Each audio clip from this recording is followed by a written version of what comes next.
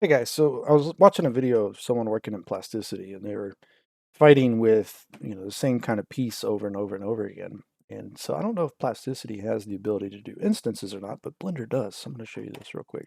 Talked about it before in previous videos, but let's create like an icosphere here. We'll just, yeah, this is fun. Okay. And so if you notice on an icosphere, there's these e-poles every so often. We're going to place an object there on each one of these. Okay. And so maybe we want to create something like a cylinder. I'll just pull it out to the side here. And we have to do this as a solid piece, so you can't do this as a group, really. I mean, you technically can, but it gets a little hairy. So, maybe we're making something like this, right? Where we have this kind of shape going on.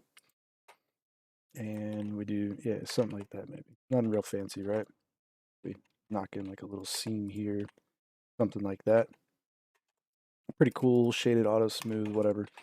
And so we could work this till we're blue in the face and make it all kinds of interesting stuff going on with it. But the most important thing here is like, where do we want it to actually sit when it comes to sitting on this thing? So the origin point here, I'm gonna hit Control period, and I'm gonna just have them intersect each other. But I need a little bit of curve in here, right? Because these are not flat in this area.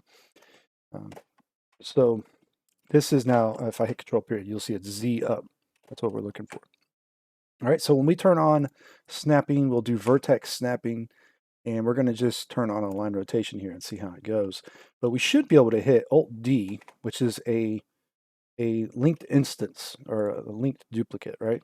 So when I hit G and I snap this thing around, you'll see what's going on here. Well, that origin point did not snap there, so maybe we need to change something. It's using closest, so it's grabbing the vertex over here and trying to snap that to that one maybe. So let's do medium point, let's see how that goes, or maybe active.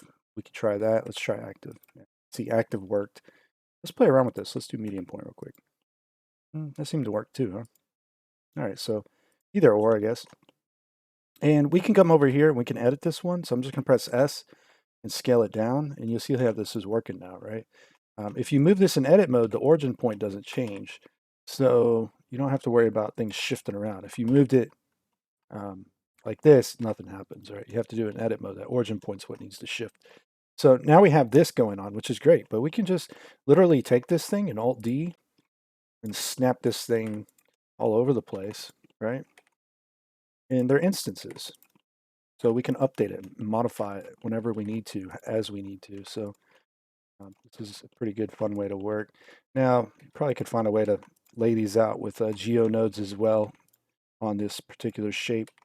But if you want to do things manually, this is one way to do it. So.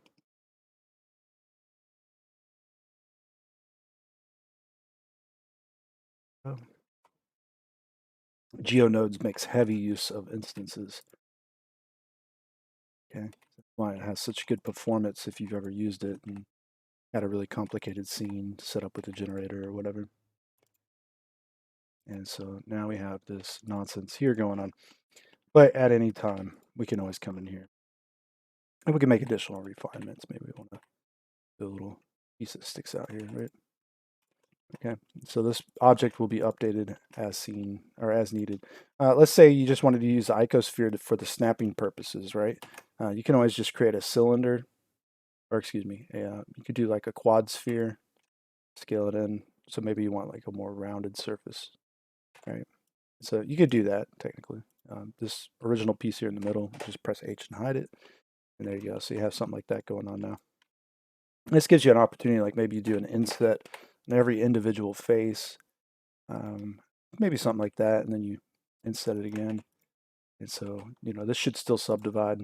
So if you want a little like golf ball kind of looking effect in there, maybe a little rough, but you get the idea. You can still make edits to the base there.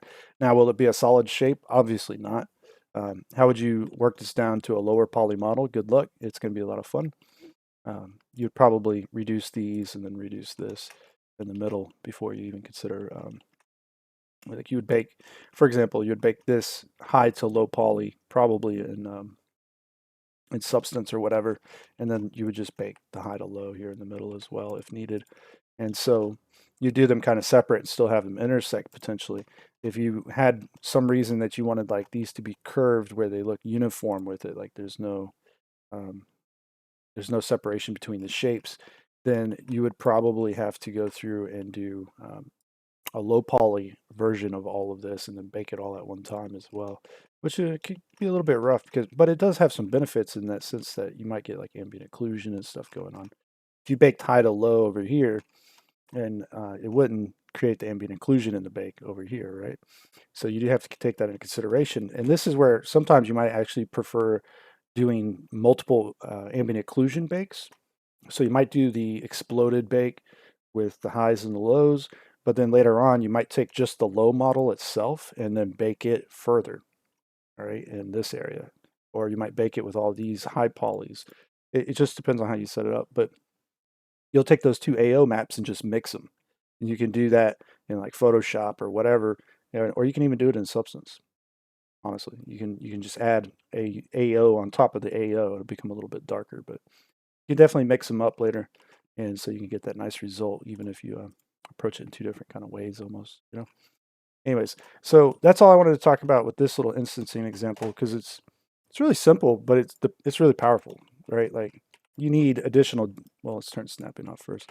You need additional details. You have the opportunity to go ahead and do that now at any time, and not really think too much about it. You're just working this one shape into position, right?